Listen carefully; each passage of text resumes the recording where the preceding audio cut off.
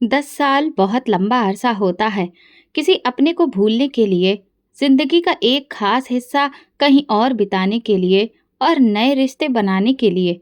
लेकिन कुछ बातें ऐसी होती हैं जिन्हें इंसान कभी नहीं भूलता। और एक माँ अपनी औलाद को कैसे भूल सकती है?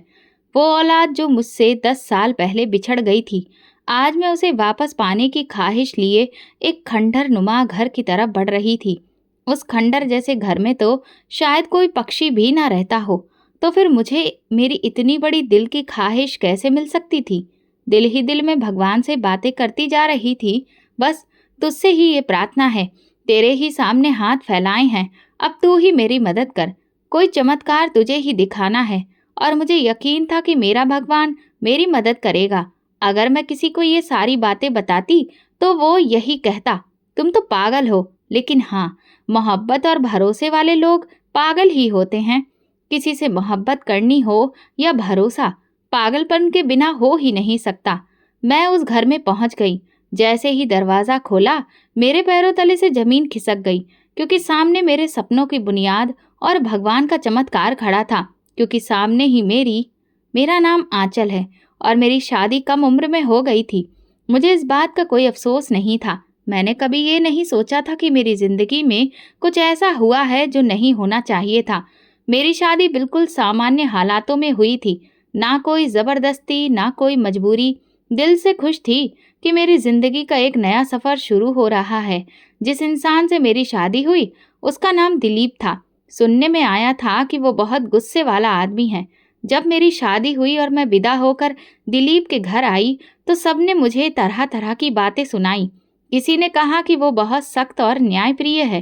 किसी ने कहा कि वो कभी किसी की गलती बर्दाश्त नहीं करता। किसी ने कहा कि उसकी नज़र में सही और गलत का बहुत महत्व है। अगर कोई गलती कर बैठे तो उससे बड़ा जालिम कोई नहीं होगा। मैंने ये सब सुना, लेकिन दिल में कोई डर नहीं था। पहली रात उसने मुझसे सीधा साफ कहा, अगर गलती करोगी तो मुझसे बुरा कोई नहीं होगा, लेकिन अगर अच्छे से रहोगी तो तुम्हें दिल की और इस घर की रानी बनाकर रखूंगा। उस वक्त मैंने सोचा, ये तो आम सी बात है। जैसे हर घर के अपने कुछ नियम होते हैं, वैसे ही शायद उसके भी होंगे। और सच में ऐसा ही था। अगर मैं अच्छे से रहती तो वो मेरा बहुत ख्याल रखता था, मेरी हर छोटी बड़ी ज़रूरत का ध्यान रखता, मुझे इज्जत देता, मेरी पसंद नापसंद को महत्व देता था। अगर कभी कोई गलती होती तो वो बस इतना ही कहता, ये गलत हुआ है, अगली बार ध्यान रखना। हाँ, कभी कभी डांट भी देता था, लेकिन वो डांट किसी दुश्मनी या बदतमीजी सी नहीं होती थी, बल्कि उसके लहजे में भी एक अजीब सा ख्याल रखने वाला एहसास होता था। लेकिन लोग उसे जालिम कहते थे और मुझे ये सुनकर हैरत होती थी। जो इंसान मेरा पति है, मेरे साथ रहता है, मेरी हर ज़रूरत पूरी करता है, क्या मैं ही उसकी असली शख्सियत नहीं समझ पाई? और बाहर के लोग उसे ऐसा क्यों समझते हैं? वो एक बड़ा भाई भी था, परिवार के सारे मामलों को संभालता था, घर की जिम्मेदारियां उसके कंधों पर थीं। वो फैसले लेता था और उसके फैसले सबके लिए आखिरी होते थे। शायद इसी वजह से सबको लगता था कि वो सख्त है। इसी बीच दिलीप की नौकरी विदेश में लग गई। सब लोग बहुत खुश थे। वो मुझे भी अपने साथ ले जाने वाला था। सब कुछ अच्छा चल रहा था, लेकिन तभी पता चला कि मैं माँ बनने वाली हूँ और मुझ पर फिलहाल सफ़र करने की मनाही थी। उसने कहा, कोई बात नहीं, जब हमारा बच्चा इस दुनिया में आ जाएगा तब साथ चलना।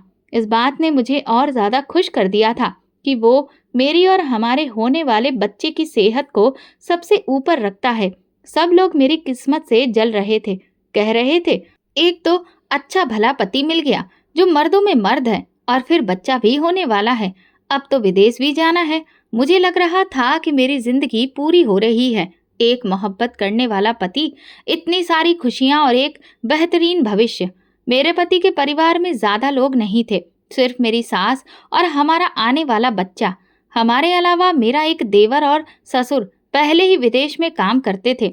वहीं उनका जीवन था, रोजगार था, और वहीं उन्होंने अपनी दुनिया बसा ली थी। इन्हीं लोगों ने मेरे पति के लिए भी वहां नौकरी का इंतजाम किया था और उसके भविष्य की जिम्मेदारी उठाई थी। दिलीप के लिए यह एक सुनहरा मौका था, एक नई जिंदगी की ओर कदम। ये लोग खुद को बहुत ऊंचे स्टैंडर्ड्स वाला समझते थे। उनकी बातों से हमेशा यही लगता था कि वे आम लोगों से अलग हैं, उनका रहन-सहन दूसरों से बेहतर है। हालांकि ये खाते-पीते घर से थे, पर उतने अमीर नहीं थे जितना दिखावा करते थे। उनकी बातें सुनकर लगता था जैसे किसी बहुत बड़े राजघराने से ताल्लुक रखते हों। लेकिन हकीकत में उनकी जिंदगी मिडिल क्लास के थोड़े ऊपर के दर्जे में आती थी। एक चीज जो मैंने उस घर में बहुत ही शिद्दत से महसूस की थी, वो ये कि वो शारीरिक संरचना और खूबसूरती को बहुत ज्यादा महत्व देते थे। बॉडी शेमिंग करना तो उस परिवार में जैसे सभी की आदत थी। अगर किसी की रंगत सांवली थी तो वो उनके मजाक का निशान बनता था। अगर कोई मोटा था तो उसे तानों भरे जुमले सुनने पड़ते थे। अगर किसी की नाक मोटी थी, आंखें छोटी थी या दांत थोड़े बड़े थे तो वो उनके लिए एक बहुत बड़ी पंचायत का हिस्सा बन जाता था। मैंने शुरुआत में सोचा कि शायद ये आम बात है। अब तक उन लोगों की इस तरह की शारीरिक बनावट और सूरत को लेकर तानाकसी कई बार मैं सुन चुकी थी। मुझे ये सब अजीब लगता था। मैं सोचती थी कि ये लोग दूसरों की शारीरिक संरचना को लेकर इतना ज्यादा मजाक क्यों उड़ाते हैं। लेकिन फिर मुझे एहसास हुआ कि ये उनके लिए बिल्कुल सामान्य बात थी, या फिर उनके रोजमर्रा की चीज जिसे बदलना मुमकिन नहीं था। वे दूसरों के बारे में बातें करते, उनमें कई सारी कमियां निकालते और शायद इससे अपने आप को ऊंचा दर्जा दिलाने की कोशिश करते थे। मैं अक्सर सोचती थी कि जब मैं उनके सामने नहीं होती तो शायद मेरे बारे में भी ऐसी ही बातचीत होती होगी। अगर देखा जाए तो मेरे अंदर कोई खास शारीरिक कमी नहीं थी। मैं लंबी थी, दुबली पतली भी थी। मेरी नाक छोटी, होंठ बारीक और नक्श तीखे थे। लेकिन फिर भी ये सोचकर मुझे अजीब लगता था कि शायद मैं भी उनके तानों का एक हिस्सा बन चुकी हूँ। किसी के बारे में इस तरह बात करना अच्छी बात नहीं होती, लेकिन उनके लिए ये सब आम था और मैं इसे बदल नहीं सकती थी। उन दिनों मेरी जिंदगी ने एक नया मोड़ लिया। मैं माँ बनने वाली थी। एक नन्हा सा वजूद मेरी कोख में पल रहा था। यह एहसास मेरे लिए खुशी और उम्मीद की किरण था। लेकिन फिर मेरे पति ने मुझसे जो बात कही वो मेरे लिए कुछ अजीब थी। उन्होंने कहा कि अगर बेटी हो रही है तो उन्हें कोई प्रॉब्लम नहीं है, क्योंकि वो भी भगवान की ही देन है। लेकिन अगर बेटी हो तो फिर वो बहुत खूबसूरत होनी चाहिए, बिल्कुल गुड़िया के जैसी। आजकल इंटरनेट पर हम देखते हैं कि कैसी कैसी प्यारी बच्चियां होती हैं, बिल्कुल किसी डॉल के जैसी। अगर बेटी हो तो ऐसी ही हो, नहीं तो फिर भगवान मुझे बेटा ही दे।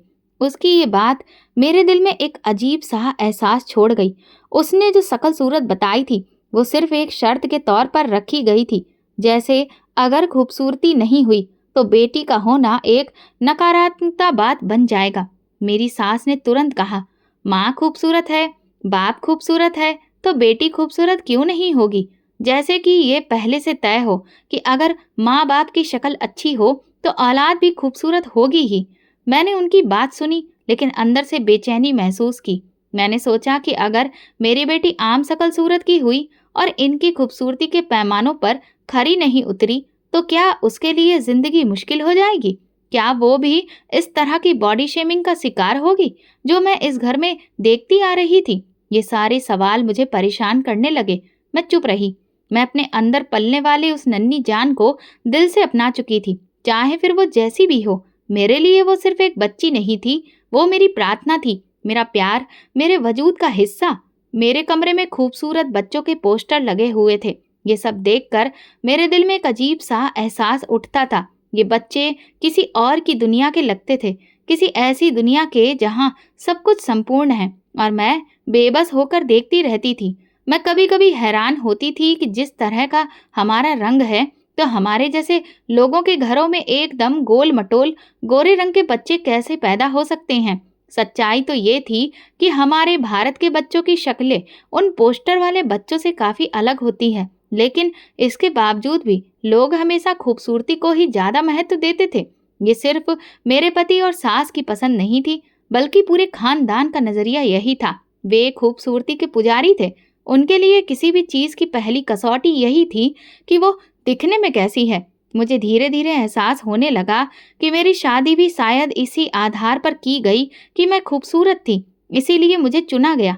मेरी तारीफें होती थी, मेरी शक्ल सूरत की बार बार बात की जाती थी और मुझे ऐसे पेश किया जाता था जैसे मैं कोई चीज हूँ जो उनकी शर्तों पर पूरी उतरी हूँ। जब भी हम किसी फंक्शन में जाते तो मुझे हमेशा सबसे खूबसूरत कपड़े पहनने के लिए कहा जाता।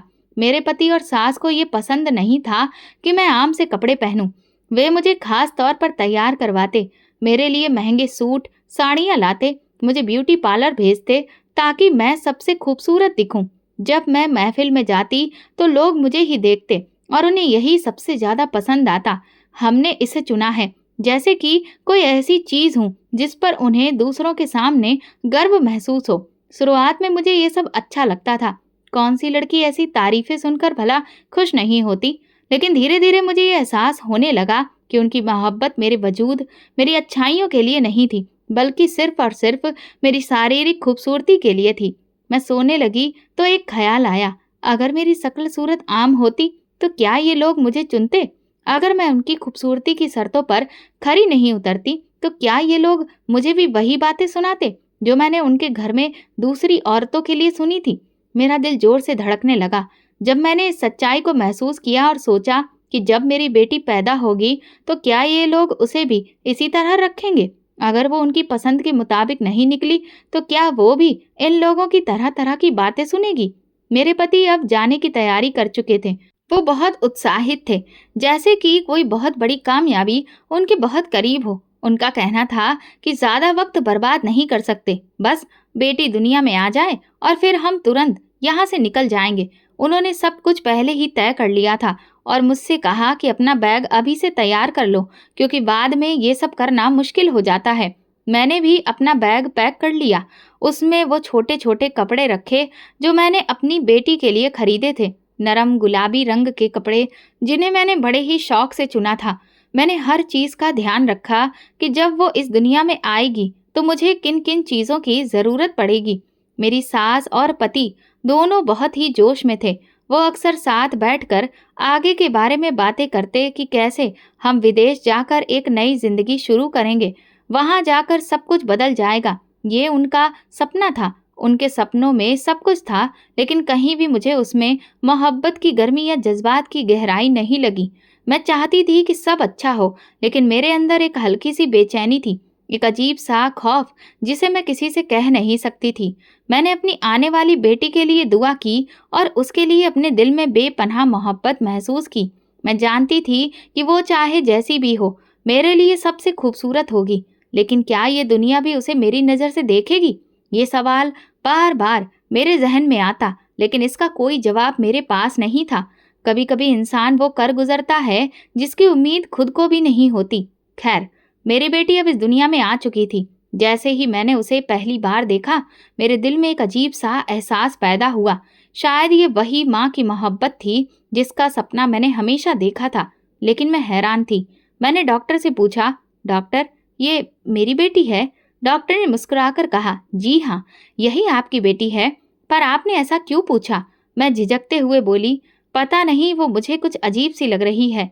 डॉक्टर ने नरमी से समझाया, कुछ बच्चे जब पैदा होते हैं तो उन्हें कभी कभी ठीक से सांस नहीं मिलती, जिसकी वजह से उनका रंग हल्का दबा हुआ लग सकता है। जैसे ही उन्हें ऑक्सीजन मिलेगी और खून ठीक से बहने लगेगा, उनका रंग नॉर्मल हो जाएगा। मैंने डॉक्टर की बात सुनी, लेकिन मेरे दिल की बेचैनी कम नहीं हुई। डॉक्टर मेरी उलझन समझ गई, फिर बोली, हर तरह के बच्चे पैदा होते हैं, शुरू में सभी एक जैसे नहीं लगते। आप चिंता ना करें, कुछ दिनों में सब ठीक हो जाएगा। मैंने जबरदस्ती खुद को तसल्ली दी, लेकिन अंदर ही अंदर मुझे लग रहा था कि कुछ ठीक नहीं है। जब मेरी बेटी मेरे पति और सास के पास पहुंची तो वहां पर एक तूफान खड़ा हो गया। मैं अस्पताल में ही थी, लेकिन एक नर्स ने मुझे बताया कि वे दोनों उसे देखकर मायूस हो गए। ये तो बिल्कुल काली है, मेरी सास की आवाज थी, और इसकी नाक कितनी चपटी है, मेरे पति ने तुरंत कहा। वहीं खड़े दूसरे लोग भी हैरत से सब सुन रहे थे। मेरे पति और सास की मायूसी और नफरत भरी बातें पूरे अस्पताल में गूंज रही थीं। जब मैं अस्पताल से घर आई तो मेरे शरीर के जख्म अभी ताजा थे, लेकिन उनके शब्दों ने मेरे दिल पर गहरे जख्म कर दिए थे। मैंने सोचा, शायद ये वक्त का गुस्सा है और जल्दी ही वो अपनी बेटी को अपनाएंगे। लेकिन मेरे पति ने एक बार भी अपनी बेटी को गोद में नहीं लिया, ना ही उसे प्यार से देखा। मेरी सास तो ऐसे मुंह बनाकर बैठी जैसे कोई बहुत बड़ा नुकसान हो गया हो। लेकिन मैं अपनी बेटी को पाकर बहुत खुश थी। मैंने उसके छोटे छोटे हाथों को पकड़ा, उसके नाजुक गालों को छुआ और उसकी मासूमियत में खो गई। मैंने देखा कि उसके कान के पास एक खूबसूरत पैदाइशी निशान है, बिल्कुल दिल की शक्ल का, जैसे प्रकृति ने उसे खास बना दिया हो। ये निशान मुझे याद दिलाता था कि ये बच्ची मेरी मोहब्बत है, मेरी दुनिया है। मैंने अब तक उसका नाम नहीं रखा था, लेकिन मैं रोज उसका चेहरा देखकर सोचती, उसका नाम क्या होना चाहिए। वो मेरे लिए सबसे खूबसूरत थी, चाहे कोई कुछ भी कहे। एक दिन अचानक मेरे पति ने कहा कि हमें एक दावत में जाना है। मैं हैरान हुई कि इतनी जल्दी बाहर जाना कैसे मुमकिन होगा, लेकिन फिर मैंने ज्यादा सवाल नहीं किए। वो मुझे खास तौर पर तैयार करवाने के लिए बाहर ले गया, जैसे कि हम किसी बहुत बड़े इवेंट में जा रहे हों। मैं अपनी बेटी को सास के पास छोड़कर चली गई। जब हम उस जगह पहुंचे तो वो कोई घर नहीं था, वो एयरपोर्ट था। मैं हैरानी से इधर उधर देखने लगी। मेरी सास पहले से ही वहां खड़ी थी। ये क्या हो रहा है? मैंने घबराकर पूछा। मेरी नजर तुरंत मेरी सास के हाथों की ओर गई, लेकिन मेरी बेटी वहां नहीं थी। मेरा दिल एकदम से धड़कने लगा। मेरी बेटी कहाँ है? मैंने चारों ओर देखना शुरू किया। चलो, फ्लाइट लेट हो रही है। मेरे पति ने मेरा हाथ पकड़ा और मुझे तेजी से आगे ले जाने लगे। पर मेरी बेटी कहाँ है? मैं रो पड़ी, लेकिन कोई जवाब नहीं दे रहा था। मुझे मेरी बेटी के पास ले चलो, मैंने चिल्लाकर कहा, लेकिन किसी ने मेरी एक ना सुनी। मेरे पति ने ठंडी आवाज में कहा, ऐसी बेटी को साथ ले जाएंगे तो वहां गोरे लोगों के शहर में लोग हम पर ही हंसेंगे। ये शब्द आज भी मेरे कानों में गूंजते हैं। मेरी सांस रुकने लगी और दुनिया अंधेरे में खो गई। उसे हमने यहीं छोड़ दिया है, उसकी किस्मत यही है। ये आखिरी शब्द थे जो मैंने सुने, और उसके बाद हर चीज धुंधली हो गई। मैंने चीखना चाहा, शोर मचाना चाहा, लेकिन मेरे अंदर से कोई आवाज नहीं निकली। और जब मेरी आंख खुली तो लगा जैसे कोई गहरा ख्वाब था, लेकिन हकीकत उस ख्वाब से भी ज्यादा भयानक थी। मैं अस्पताल के बिस्तर पर थी और मेरी सारी दुनिया बदल चुकी थी। ये मैं कहाँ हूँ? मैं कमजोर आवाज में बोली। एक नर्स ने आकर बताया कि आप इनिशियल कोमा में चली गई थी। आपकी जान की हालत बिगड़ गई थी। मुझे समझ नहीं आ रहा था कि ये सब कैसे हुआ। 10 दिन बीत चुके थे और मैं एक अजनबी शहर में थी। मेरी मासूम बेटी, जिसे मैंने अपनी जान से भी ज्यादा चाहा था, मुझसे छीन ली गई थी। मेरी चीख मेरे अंदर ही दब गई थी। मैं जिंदा तो थी, लेकिन अंदर से मर चुकी थी। जब मैं कुछ संभली तो सच्चाई किसी भयानक ख्वाब से भी ज्यादा खौफनाक थी, क्योंकि अब मैं एक विदेश में आ चुकी थी और दूसरों की मदद पर निर्भर थी। एक ऐसे शख्स के साथ कैद थी जिसे दुनिया जालिम कहती थी। आज मुझे उसकी असलियत पूरी तरह से समझ आ चुकी थी। वो सच में जालिम था। जो शख्स अपनी ही बेटी को उसकी माँ से अलग कर सकता है, वो किसी का भी नहीं हो सकता। जैसे ही मैं पूरी तरह से ठीक हुई, मैंने अपने पति से सवाल किया, तुम मेरी बेटी को छोड़कर कैसे आ सकते हो? वो तो अभी इतनी छोटी है। वो मेरे सवालों से बचने की कोशिश करता रहा, लेकिन मैं पीछे हटने वाली नहीं थी। आखिरकार उसने ठंडे लहजे में कहा, मैं इंतजाम करके आया हूँ। ये शब्द मेरे दिल में तीर की तरह चुभे। कौन सा इंतजाम? क्या एक माँ से उसकी औलाद छीन लेना इंतजाम कहलाता है? मैं जानना चाहती थी कि उसका असली मतलब क्या था। मैं बार बार पूछती रही, लेकिन वो गोल मोल जवाब देता रहा। जब मैंने फिर कहा, हमारी औलाद को छोड़कर क्यों आए हो, तो वो बड़ी ही बेरुखी से बोला, भगवान हमें और बच्चे दे देगा। जल्दी ही हम नई औलाद पैदा करेंगे। मैं हैरान रह गई। क्या औलाद कोई खिलौना है जो छोड़ा जा सकता है और फिर नया खरीद कर लाया जा सकता है? मेरी आंखों के सामने मेरी बेटी का चेहरा घूमने लगा। मैंने अपने पति से नफरत महसूस की, लेकिन मेरे पास अब कोई रास्ता नहीं था। दिन, हफ्ते और फिर महीने गुजरते गए, मगर मेरा बच्चा नहीं ठहरा। वो दिन ब दिन बेसब्र होता जा रहा था। पहले तो वो खुद को तसल्ली देता रहा, लेकिन जब कई महीनों तक कुछ नहीं हुआ तो वो मुझे डॉक्टर के पास ले गया। डॉक्टर ने कुछ टेस्ट किए। जब रिपोर्ट आई तो उन्होंने गंभीर लहजे में कहा, आपकी पत्नी अब कभी भी मां नहीं बन सकेगी। ये शब्द मेरे पति पर बिजली बनकर गिरे। ये कैसे हो सकता है? उसने हैरान होकर कहा, ये तो एक बच्चे को जन्म दे चुकी है। डॉक्टर ने कहा, हाँ, कई बार ऐसा होता है कि एक औरत मां बनने के बाद किसी शारीरिक या हार्मोनल गड़बड़ी की वजह से दोबारा प्रेग्नेंट नहीं हो सकती। आप जितना मर्जी इलाज करवा लें, भगवान का यही फैसला है जो बदला नहीं जा सकता। मेरा पति सन्न रह गया। जो नई औलाद के सपने देख रहा था, उसके सारे सपने बिखर गए। लेकिन मैं उस लम्हे में भगवान के इंसाफ को महसूस कर रही थी। जिसने अपनी बेटी को खुद से अलग किया था, उसे भगवान ने दोबारा बाप बनने का हक नहीं दिया। मेरा पति तुरंत ही इलाज के कई तरीके ढूंढने लगा। वो एक के बाद एक डॉक्टर्स के पास जाता, लेकिन जल्दी ही उसकी उम्मीद मायूसी में बदल गई। अब मैं उसके अंदर बेचैनी और गुस्सा देखने लगी थी। पहले वो मेरा ख्याल रखने की कोशिश करता था, लेकिन अब उसकी नजरें बदलने लगी थी। उसे एहसास हो चुका था कि अब वो दोबारा बाप नहीं बन सकेगा। मेरी सास भी मेरे सर पर सवार रहती थी। वो मुझे बुरा भला कहने का कोई मौका हाथ से जाने नहीं देती थी। जब मेरा देवर शादी के बाद अपना घर बसा चुका था, तो मेरे सास ससुर भी वहीं जाकर रहने लगे। अब हम दोनों मियाँ बीवी बिल्कुल अकेले रह गए थे। पहले जब मैं तन्हाई में बेटी से अलग होने का गम महसूस करती थी, तो मेरे पति की बेरुखी मेरे जख्मों पर नमक छिड़कने का काम करती थी। लेकिन अब जब वो खुद भी अकेला होने लगा, तो मैं उसके चेहरे पर परेशानी देखती थी। कभी कभी मैं उसे अपनी सोच में गुम देखती और महसूस करती कि वो अपने अतीत के किसी फैसले पर पछता रहा है। शायद वो महसूस करने लगा था कि भगवान ने उसे उसके गुनाह की सजा दी है। लेकिन मैंने सोचा, अगर गुनाह करने वाले सजा के बारे में इतना ही सोचें, तो गुनाह करें ही क्यों। उसे अपनी सजा का एहसास तो हो चुका था, मगर वो कभी अपनी गलती पर शर्मिंदा नहीं हुआ। कभी भी उसने ये बात स्वीकार नहीं की कि उसने जो किया वो बहुत गलत था। जिंदगी यूं ही गुजरती रही, लेकिन मैं अंदर से टूट चुकी थी। मेरी दुनिया वहीं रुक गई थी जब मेरी बेटी मुझसे छीनी गई थी, और मेरा पति अब वो भी वो नहीं रहा था जो पहले था। दिन गुजरते जा रहे थे, लेकिन एक सवाल कांटे की तरह चुभता रहा। मेरी बेटी कहाँ होगी? क्या वो ठीक होगी? क्या वो भी अपनी माँ की जुदाई को महसूस करती होगी? ये सोच मुझे अंदर ही अंदर खा रही थी। धीरे धीरे पता ही नहीं चला कब 10 साल बीत गए, लेकिन ये 10 साल किसी कैद से कम नहीं थे। हर लम्हा मेरी बेटी की याद में गुजरा था। हर पल मैंने उसकी जुदाई को महसूस किया था। मैंने कभी खुद को किसी चीज में इतना व्यस्त नहीं होने दिया कि मैं उसे भूल जाऊं। भला मैं उसे कैसे भूल सकती थी?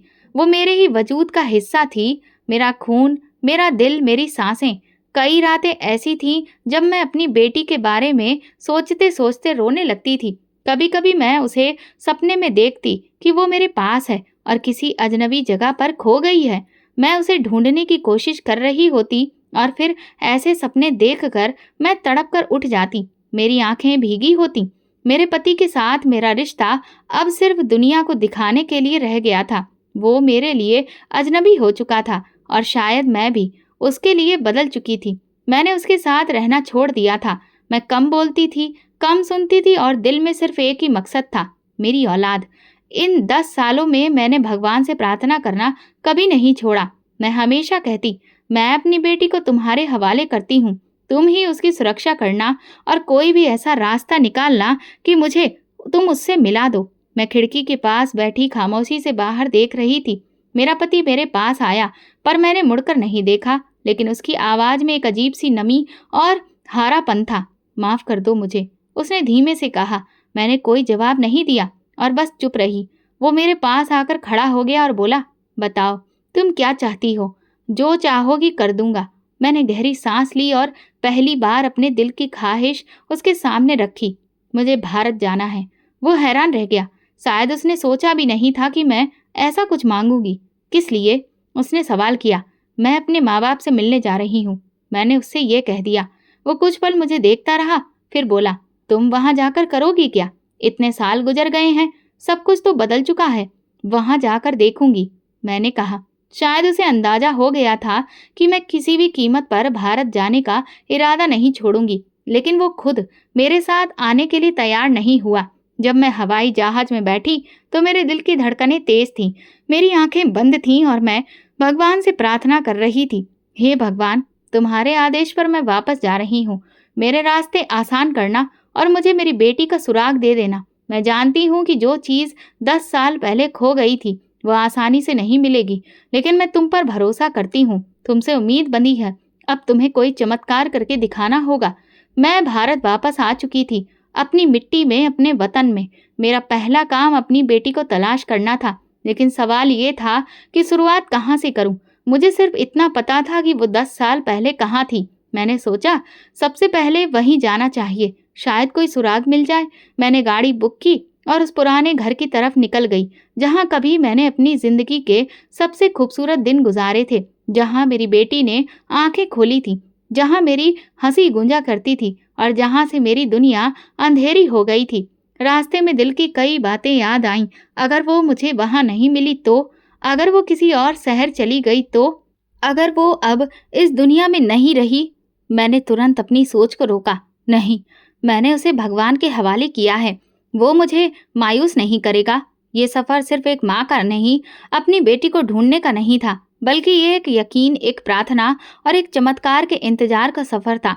मैंने अपने पति को भारत से फोन किया और कहा, मैं अब कभी वापस नहीं आऊंगी। तुम्हें बस यही बताना था। मुझ पर अब एक आखिरी एहसान करो।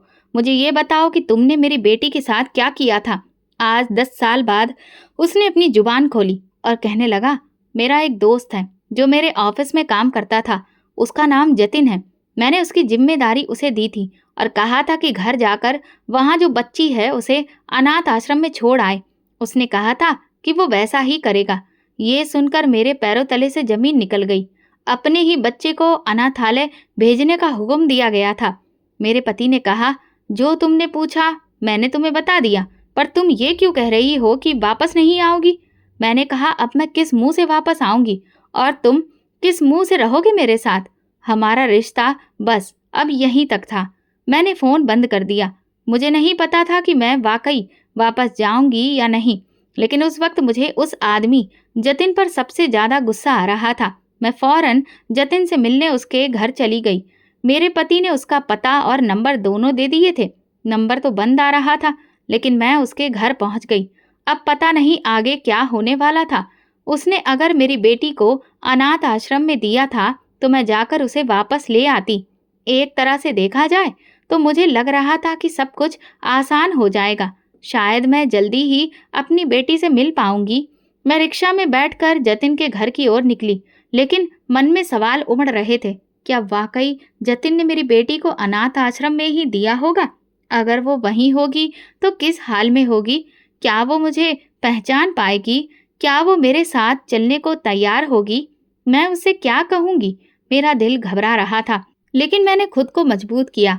अब पीछे नहीं हट सकती थी मैं भगवान से प्रार्थना करती रही कि वो मेरी राहें आसान करे। कुछ देर बाद मैं जतिन के घर के सामने खड़ी थी। एक पुराना सा मकान जिसके दरवाजे हल्के से टूटे हुए थे और जिनका रंग उतर चुका था। मैंने जोर से दरवाजा खटखटाया। कुछ पल के बाद एक औरत ने दरवाजा खोला। ठीक ठाक उम्र की औरत जिसकी आंखों में रौनक नहीं थी। आप कौन? किससे मिलना है? उसने पूछा। मुझे जतिन से मिलना है, मैंने कहा। वो घर पर नहीं है। आप कौन हैं? कब तक आएंगे? उसने जवाब दिया। मैंने कहा, मुझे बहुत ज़रूरी बात करनी है। क्या मैं अंदर आ सकती हूँ? वो कुछ पल हैरानी से मुझे देखती रही, लेकिन फिर पीछे हटकर रास्ता दे दिया। मैं अंदर दाखिल हो गई। घर बहुत सादा था। एक छोटा सा आंगन जहाँ एक चारपाई पड़ी थी। मैं उस पर बैठ गई और इंतजार करने लगी। मेरा दिल बेचैनी से धड़क रहा था। कुछ घंटे इस इंतजार में गुजर गए। आखिरकार दरवाजा खुला और एक आदमी अंदर आया, ठीक ठाक उम्र का, आम से कपड़े पहने हुए। उसने मुझे देखते ही उस औरत से आंखें मिलाई। आप कौन? उसने पूछा। मैं खड़ी हो गई। तुम जतिन हो? नहीं, उसने कहा। मैं जतिन नहीं हूँ, उसका बड़ा भाई हूँ। आपको क्या काम है? उसे बुलाओ, मुझे जरूरी बात करनी है। वो इस दुनिया में नहीं रहा, उसने कहा। क्या मतलब? ये क्या बात हुई? मैंने घबराकर पूछा। हाँ, वो बोला, कुछ साल पहले एक हादसे का वो शिकार हो गया था। उसके बाद से वो इस दुनिया में नहीं है। कब हुआ ये सब? मैंने पूछा। जो तारीख उसने बताई वही तारीख थी जब हम लोग जहाज में बैठकर रवाना हुए थे। इसका मतलब मेरे पति ने जतिन को जो काम सौंपा था वो करने से पहले ही दुनिया से चला गया था और उसी दिन उसके साथ हादसा हो गया था। इसका मतलब मेरी बेटी तो घर में अकेली रह गई होगी, क्योंकि जतिन तो उसे अनाथालय तक पहुंचा ही नहीं पाया था। मेरा दिल टूट गया और मेरी उम्मीद भी। कहाँ तो मैं सोच रही थी कि मुझे अनाथ आश्रम का पता मिल जाएगा और मैं वहां चली जाऊंगी, लेकिन अब मेरे पास और कोई रास्ता नहीं था। ये खबर मेरे लिए मेरी औलाद की मौत की खबर के जैसी थी। मैंने सोचा मैं अपने घर को देख लेती हूँ। वहीं तो मैं अपने बच्चे को लेकर आई थी। मैंने तो उसका नाम भी नहीं रखा था। घर गई तो सामने का मंजर देखकर जमीन खिसक गई।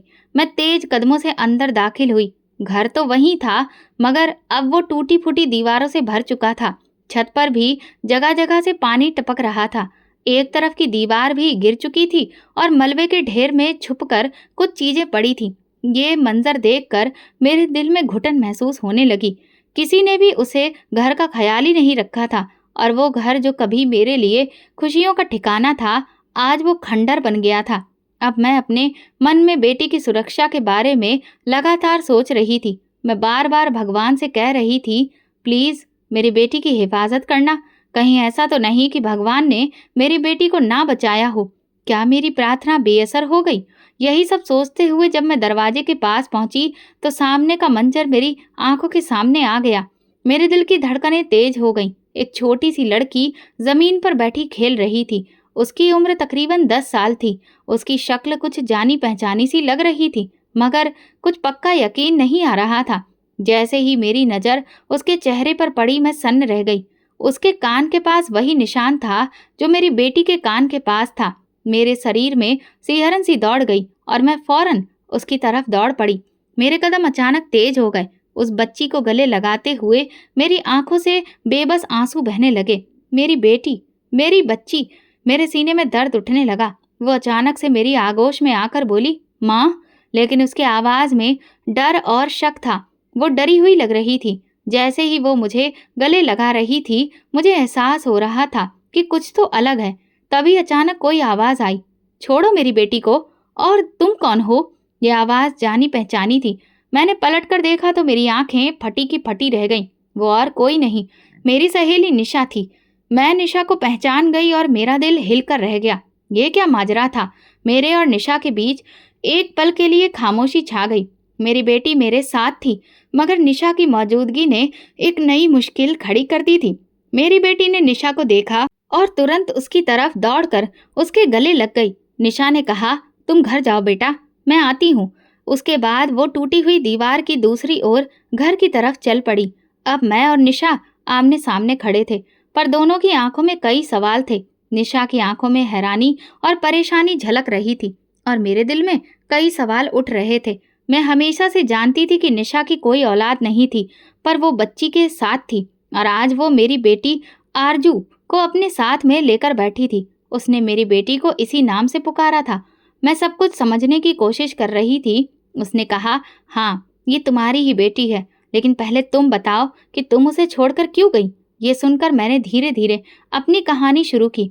मैंने निशा को बताया कि किस तरह मेरा पति मुझे और मेरी बेटी को अलग करके ले गया और फिर किस तरह भगवान ने उसे उसके किए की सजा दी। निशा ने सारी कहानी सुनकर गहरी सांस ली और कहा, ये तो बहुत गलत हुआ। तुम्हें हर हाल में अपनी बेटी के साथ होना चाहिए था, मगर तुम्हारे पति ने जो किया वो बहुत बड़ा गुनाह था। उसके बाद निशा ने मुझे बताया कि वो मेरी बेटी आरजू को कैसे अपने पास ले आई थी। मुझे बच्चे के रोने की आवाज़ आई और मैं उस तरफ भागकर पहुंची। मैंने देखा वो छोटी बच्ची अकेली रो रही थी और जब तुम्हारा कोई पता ही नहीं चला तो मैं उसे गोद में उठाकर घर ले आई। तुम लोग कहाँ चले गए थे, मुझे कुछ समझ नहीं आया। फिर जब तुम्हारी कोई खबर नहीं मिली तो मैंने उसे अपना लिया। निशा की आवाज़ में उस वक्त अजीब सी खामोशी और गम था। मैं समझ गई कि उसने बहुत कुछ बर्दाश्त किया है। जब ये पक्का हो गया कि तुम लोग नहीं लौटोगे तो मैंने फैसला किया कि आरजू को मैं अपनी बेटी बना लूंगी और तब से वो मेरे साथ है। मैंने तुरंत पूछा, तुम्हारी जिंदगी कैसी गुजरी? निशा ने बताया कि उसका पति दूसरी शादी करके चला गया था और उसे तलाक दे दिया। मेरे पति ने मेरे बांझपन की वजह से मुझे छोड़ दिया। मैं खुद मेहनत मजदूरी करके अपने और अपनी बेटी की जिंदगी गुजारने की कोशिश करती रही। मेरे दिल में गम की लहर दौड़ गई। निशा ने आरजू को एक माँ की तरह पाला था और आरजू अब निशा को ही अपनी माँ समझती थी। उसकी बातों में एक सुकून था। निशा ने कहा, वो मुझे अपनी माँ समझती है। भला 10 साल की बच्ची को ये कैसे समझाया जाए कि वो असल में किसकी बेटी है? मैंने निशा से कहा, हमें आरजू को उसके बारे में कुछ नहीं बताना चाहिए। वो जो कुछ भी समझती है वही ठीक है। हम उसकी जिंदगी में अब कोई और मुश्किल नहीं लाएंगे। निशा ने सिर हिलाकर कहा, हाँ, मैं भी यही सोचती हूँ। हम इस बच्ची को उसके बचपन में खुश रखने की कोशिश करेंगे। फिर मैंने निशा से कहा कि मैं अपने पति के पास वापस नहीं जा रही हूँ और मैं आरजू के साथ निशा के साथ ही रहना चाहती हूँ। मेरे पास कुछ पैसे हैं और मैं उन पैसों को इन्वेस्ट करके एक छोटा सा कारोबार शुरू करना चाहती हूँ। मेरी आवाज़ में भरोसा था। हम सब मिलकर एक नई जिंदगी शुरू करेंगे। निशा ने मेरी बातों पर ध्यान दिया और फिर कहा, तुम्हारी बात मुझे ठीक लग रही है। मैं तुम्हें और आरजू को अपने साथ रखने का फैसला करती हूँ। मैं भी तुम्हें अपना कारोबार खड़ा करने में मदद करूंगी और अगर तुम्हें कभी ज़रूरत पड़ी तो मैं हमेशा तुम्हारे साथ हूँ। मेरे दिल में सुकून उतर आया। निशा ने ना सिर्फ मेरी बेटी को गोद लिया था, बल्कि मेरी जिंदगी को भी एक नया रास्ता दिखाया था। मैंने उसे धन्यवाद कहा और फिर हम दोनों ने एक दूसरे की तरफ मुस्कुराकर देखा। एक नई जिंदगी की शुरुआत होने वाली थी और हम सब एक साथ उसकी ओर बढ़ रहे थे। इस मोड़ पर मैं भगवान का शुक्रिया अदा करती हूँ, जिसने मेरी जिंदगी में निशा जैसे इंसान को भेजकर मेरे लिए रास्ता आसान कर दिया। इस सफर में हम एक दूसरे के साथ थे। मेरी जिंदगी का अगला कदम था कि मैं आरजू के साथ एक नई मंजिल की तरफ बढ़ूं और निशा के साथ मिलकर हम अपने सपनों को हकीकत में बदलें। निशा ने आरजू को बताया कि मैं उसकी मौसी हूँ और अब उसके साथ ही रहने वाली हूँ। शुरू में आरजू थोड़ी हिचकिचाई, लेकिन निशा की मोहब्बत और देखभाल ने उसके दिल में भरोसा पैदा किया। कुछ दिनों के बाद मैंने आरजू को सिखाया कि वो मुझे छोटी माँ कहा करे। ये एक छोटा सा कदम भले ही था, लेकिन मेरे दिल को इससे बहुत सुकून मिला। मुझे मेरी बेटी वापस मिल गई थी और मेरी प्रार्थनाएं बेकार नहीं गई थी। भगवान ने सच में चमत्कार दिखाया था, वरना मेरी जिंदगी में ये पल कभी नहीं आते। मेरे पति का दिल इतना कठोर था कि उसने मेरी बेटी को इस तरह अकेला छोड़ दिया, लेकिन ये भगवान का एहसान था कि आज उसने मुझे दोबारा बेटी के साथ खड़ा कर दिया था। हम तीनों एक दूसरे के साथ खुश थे। हर दिन एक नई उम्मीद और प्यार का एक नया रंग। मेरे पति मुझे बार बार फोन करते और वापस आने के लिए कहते, मगर मैंने उसे हमेशा यही कहा कि मैं अब वापस नहीं आऊंगी। जब भी मैं उसकी आवाज़ सुनती तो उसमें कोई खास उदासी नहीं होती थी, बल्कि ऐसा लगता था कि वो मुझे नहीं बल्कि अपनी अकेली जिंदगी को भुलाने की कोशिश कर रहा हो। शायद वो अपने बुढ़ापे में किसी सहारे को तलाश कर रहा था, लेकिन मैं अब उसके लिए वो सहारा नहीं बन सकती थी, क्योंकि वही वो आदमी था जिसने अपनी औलाद को अनाथ आश्रम में देने की कोशिश की थी और जिसकी वजह से मेरी बेटी ने इतना कुछ झेला। मैंने फैसला कर लिया था कि मैं ऐसे इंसान को सहारा नहीं दूंगी। मैंने उसे अपने दिल से निकाल दिया और अपनी बेटी के साथ खुश रहने लगी। मैंने निशा का भी बहुत बहुत धन्यवाद किया, जिसने मेरी बेटी की सुरक्षा की, उसे माँ का साया दिया जो कि मैं कभी नहीं दे सकती थी। निशा ने वो सब कुछ किया था जो एक असली माँ ने अपने बच्चों के लिए करती है और उसी की मदद से आज मेरी बेटी सुरक्षित थी और मैं भी सुकून की जिंदगी जी रही थी। मैं जानती थी कि मेरी जिंदगी अब एक नया मोड़ ले चुकी है। आज भी हमारे बीच कई ऐसे सवाल खड़े हो जाते हैं जिनके जवाब तलाशना बहुत मुश्किल होता है। मैं सोचती हूँ कि क्यों आज भी लोग खूबसूरती और बदसूरती के पीछे इतने पागल हैं। हम बुनियादी सच्चाइयों को नज़रअंदाज कर बाहरी दिखावे के पीछे भागते रहते हैं। भगवान ने हमें जो भी शक्ल सूरत या शारीरिक संरचना दी है, वो उनके दिए हुए तोहफे का एक खास हिस्सा है और यही हमारी जिंदगी की सच्चाई है। हमें इस पर शिकायत करने का कोई अधिकार नहीं है। क्या इतना काफी नहीं है कि वो हमें औलाद दे रहा है, लेकिन फिर भी हम सोचते हैं कि वो किस रंग की है, कैसी शक्ल की है, या क्या वो हमारे नाम को ऊंचा करेगी। हम ये सब भूल जाते हैं और भगवान का धन्यवाद करने की जगह खुद भगवान बनकर अपनी औलाद की जिंदगी के फैसले करने लगते हैं। जबकि भगवान ने हमें अकल दी है, समझ दी है कि किस रास्ते पर जाना सही है, लेकिन फिर भी हम दुनिया के माया जाल में उलझे रहते हैं। भगवान ने जो कुछ भी बनाया है उसकी अपनी खासियत और अपना मकसद है। उससे नफरत करना भगवान से नफरत करने के बराबर है।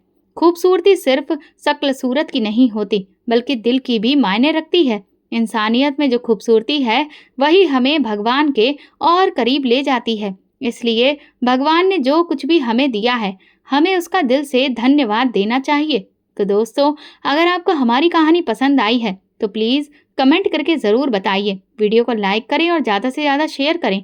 अगर आप चैनल पर नए हैं तो सब्सक्राइब जरूर करें और नोटिफिकेशन बेल दबाएं ताकि अगली अपडेट सबसे पहले आपको मिले। धन्यवाद।